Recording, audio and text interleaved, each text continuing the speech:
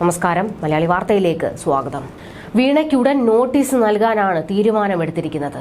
Exalogic സൊല്യൂഷൻസിന്റെ ബാംഗ്ലൂരുവിലെ മേൽവിലാസത്തിലും notice നൽകും.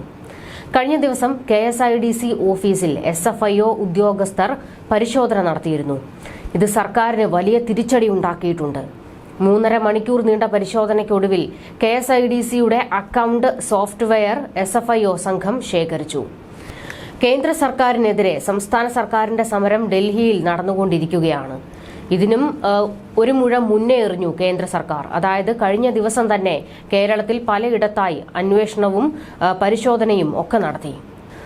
സംസ്ഥാന സർക്കാർ സ്ഥാപനമായ KSIDCയിൽ കേന്ദ്ര അന്വേഷണ സംഘം എത്തിയത് തന്നെ സർക്കാരിന് വലിയ വെല്ലുവിളിയാണ്. SFIO അന്വേഷണത്തിനെതിരെ ഹൈക്കോടതിയെ സമീപിക്കാൻ കഴിഞ്ഞ വെള്ളിയാഴ്ച ചേർന്ന KSIDC ബോർഡ് യോഗം തീരുമാനിച്ചിരുന്നു. മുതിർന്ന സുപ്രീം കോടതി അഭിഭാഷകൻ CS വൈദ്യനാഥന്റെ നിയമോപദേശത്തിന്റെ അടിസ്ഥാനത്തിലായിരുന്നു തീരുമാനം.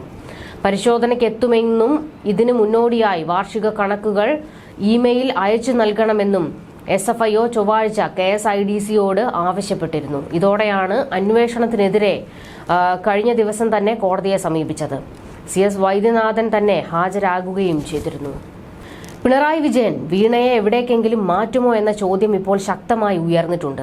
അതായത് വീണയെ ചോദ്യം ചെയ്യലിന് പോലും വിട്ടുകൊടുക്കാതിരിക്കാൻ അവസാന വഴി വരെ നോക്കുന്നുണ്ട് CPM.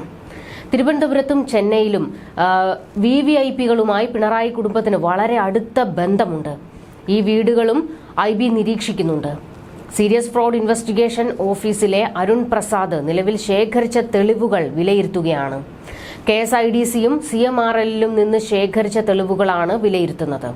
ഇതിൽ KSIDCയിൽ നിന്നും കാര്യമായ വിവരമൊന്നും ലഭിച്ചില്ല. എന്നാൽ CMRLൽ നിന്നും കിട്ടിയത് ഞെട്ടിക്കുന്ന വിവരങ്ങളാണ്. ഇത് വീണ വിജയന്റെ എക്സാലോജിക്കും CMRLും തമ്മിലെ ഇടപാടിലെ ദുരൂഹത വർദ്ധിപ്പിക്കുന്നുണ്ട്. ഈ സാഹചര്യത്തിൽ വീണ വിജയനെ ചോദ്യം ചെയ്യേണ്ടത് അത്യാവശ്യമാണ്. നോട്ടീസ് നൽകി ചോദ്യം ചെയ്യാനാണ് സാധ്യത. വീണ വിജയൻ ഒന്നും മറച്ചുവെക്കാനില്ലെങ്കിൽ അന്വേഷണവുമായി സഹകരിക്കണമെന്ന് കേന്ദ്ര സഹമന്ത്രി മീനാക്ഷി ലേഖി ആവശ്യപ്പെട്ടിരുന്നു. സീസറിന്റെ ഭാര്യ സംശയാതീതയായിരിക്കണമെന്നതുപോലെ രാഷ്ട്രീയ കുടുംബത്തിൽ നിന്നുള്ളവരും അഴിമതിക്ക് അതീതരായിരിക്കണം. എല്ലാ സർക്കാരും നിയമവിധേയമായി പ്രവർത്തിക്കണം. രാഷ്ട്രീയ കുടുംബത്തിൽ നിന്ന് വരുന്നവർക്ക് പ്രത്യേക നിയമ പരിരക്ഷയില്ല എന്നും മീനാക്ഷി ലേഖി വിശദീകരിച്ചിരുന്നു. ഇതെല്ലാം മാസപ്പടി അന്വേഷണത്തിൽ കേന്ദ്ര സർക്കാർ പുലർത്തുന്ന താൽപര്യത്തിന് തെളിവാണ്. കേന്ദ്ര സർക്കാർ ഈ കേസ് അന്വേഷണത്തെ പ്രത്യേകം നിരീക്ഷിക്കുന്നുണ്ടെന്നാണ് മീനാക്ഷി ലേഖിയും പറയുന്നത്.